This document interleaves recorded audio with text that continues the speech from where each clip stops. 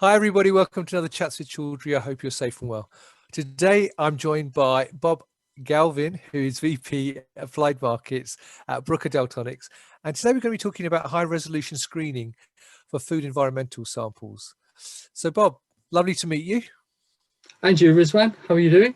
Very well, thank you. It was a lovely bright morning here in Surrey this morning, but it's now got grey and overcast. Whereabouts are you, Bob?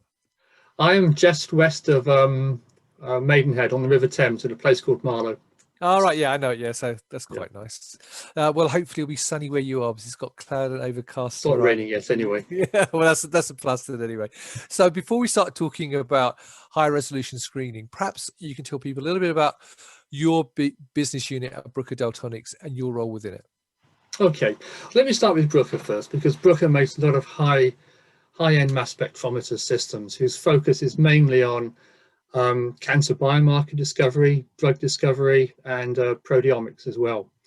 And the technology that we developed there, we then moved down into applications like food analysis, environmental analysis, forensics, and to some extent into polymers and industrial chemicals. So my remit is to take the solutions that we have in other areas and move them into, let's say, more everyday lifestyle, food, environmental, water, drinking water, those type of applications. Right, okay.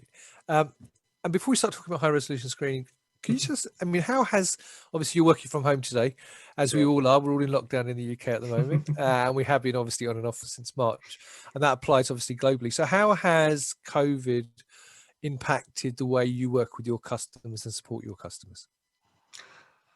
I think there's two parts to this. From a personal point of view, I can't travel very much now at all. And so face-to-face is far more difficult. And talking with professors and talking with some sort of research students and seeing what their projects or how their projects are going is far more difficult. From connecting our technical people to our customers, we've managed to install TV cameras around our application labs. Right. So we can still do demonstrations, we can still do customer support, albeit it's still virtual, but at least the customers can see what our application scientists are doing on large screen monitors, and they can direct them and ask them questions. So from that point of view, we've managed to sort of keep in contact with customers.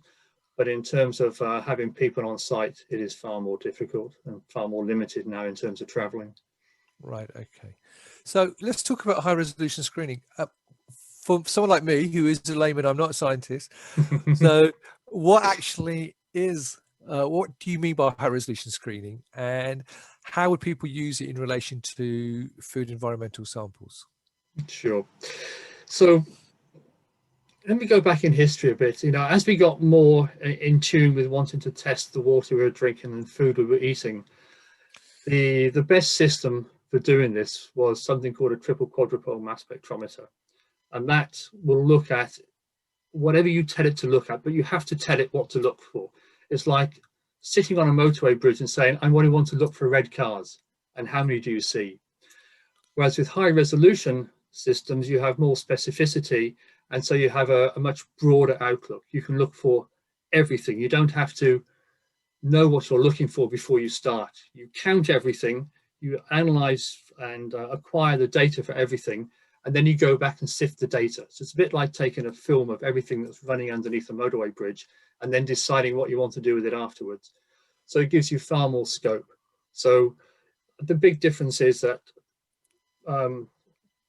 high resolution we also call untargeted analysis, because it doesn't matter what you're looking for, you will find it if it turns up, providing what you know what to look for.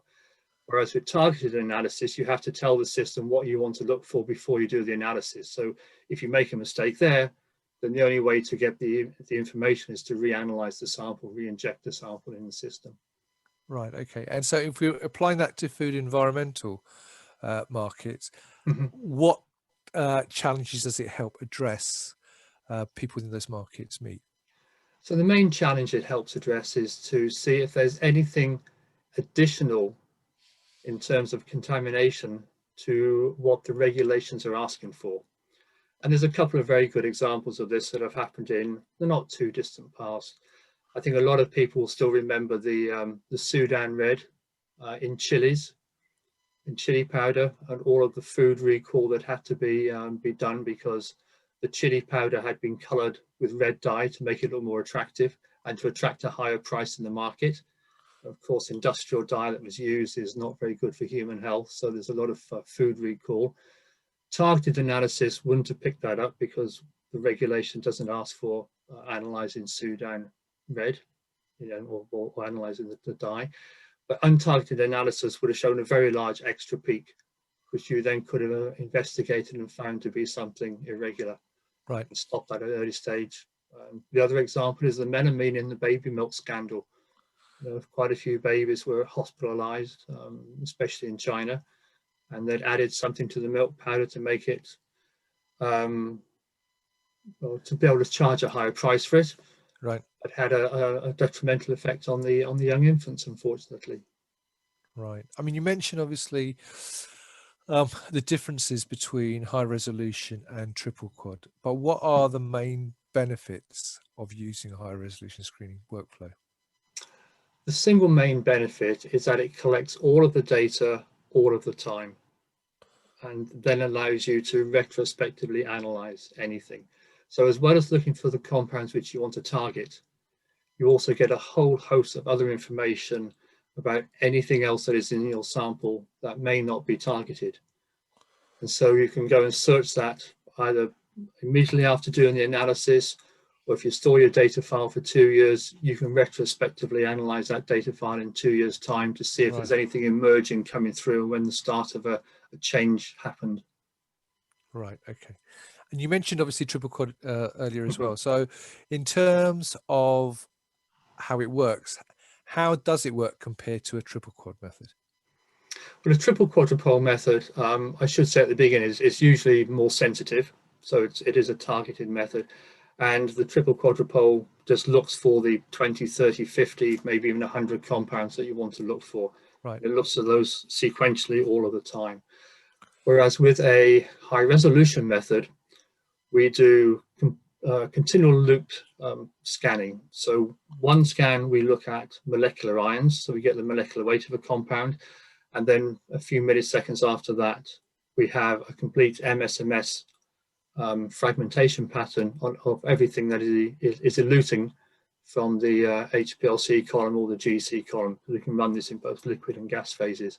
And we keep doing that throughout the whole run. So all the time we have a molecular ion information and a full scan MSMS. And then we can take that data and compare it against compounds in a database. Now, databases can be small and targeted, or they can be very large. We can, at the moment, have 3,500, 4,000 compounds. So all of those compounds are then searched against the data that we acquire. So that is, we call it untargeted, but it's really known but unknown compounds, if you see what I mean. Yeah, sure. This is all the information we acquire all of the time. And then in 6 months' time, if we found another compound that may be detrimental to human health, we add it to the database, we can go and reanalyze that data file and see if it was showing up at that point in time. Right, okay. So can high resolution workflows be used to monitor or analyze anything else other than what you mentioned already? Indeed, yes. There's obviously food and environmental, we're looking for contaminants. Drugs, so whether they are the new psychoactive drugs that people are getting into, we can see small changes there without knowing exactly what they are. We can pick up changes. Also in sports doping, the people are trying to modify drugs to try and make them more invisible. But if you're collecting all of the data all of the time, then you can go back and sift that information out. So that's one area.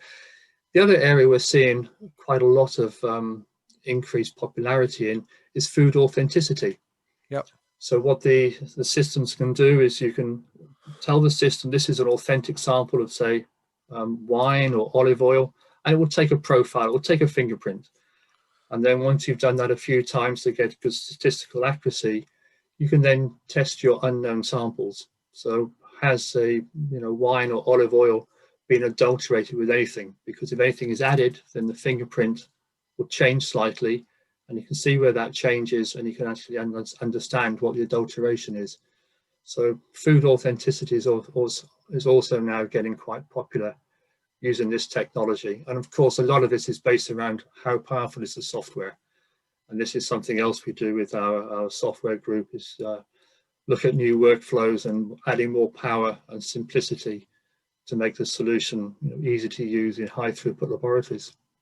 Right. Yeah. It was food fraud is obviously a huge subject. It is and a indeed. huge area. Yes. And Yeah. honey's the other area, isn't it, that a lot of people are worried about? Fraudulent honey. So looking ahead, what do you see the future developments are around high resolution screening? I think there's two mainly. One is sensitivity, because historically high resolution systems have not been as sensitive as triple quadrupoles, which means if you want to go down to low level impurities, triple quadrupoles have always been the system of choice.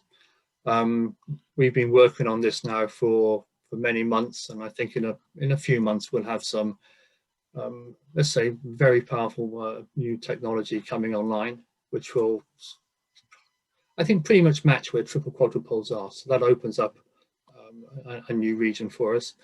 And secondly is to make the software more powerful and simpler. I think if you find a compound which you haven't seen before, then getting the structural elucidation of that is the next task.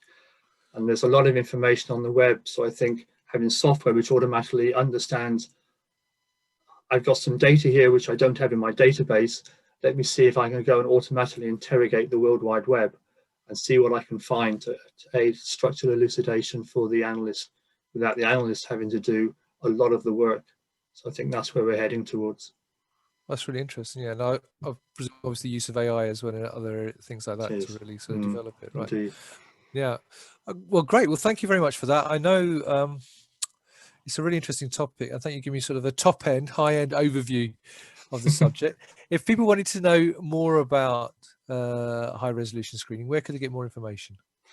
There's obviously the Bruker website. There's a lot of information on the Bruker website. They can call any of the Bruker offices worldwide and speak to somebody there who will put you in contact with the specialists around the world. And we will be having more webinars come the new year. We'll be focusing on that. I think we have to reach out more on the digital format, but we have some stuff online already. So, and again, that is found through the Bruker webpage. Brilliant. And I will put a link, everybody, to those specific web pages for you, so you don't have to sort of search for them. The links will be above the video. So, Bob, thank you very much for that. I learned something new. I love doing these, but I learn something new every time I do them. So thank you very much for giving me that overview. As always, I say to everybody, stay well and stay safe. And thank you very much for giving me that. And to everybody else as well, stay well and stay safe. And until next time, bye-bye. All the best. Thanks a lot.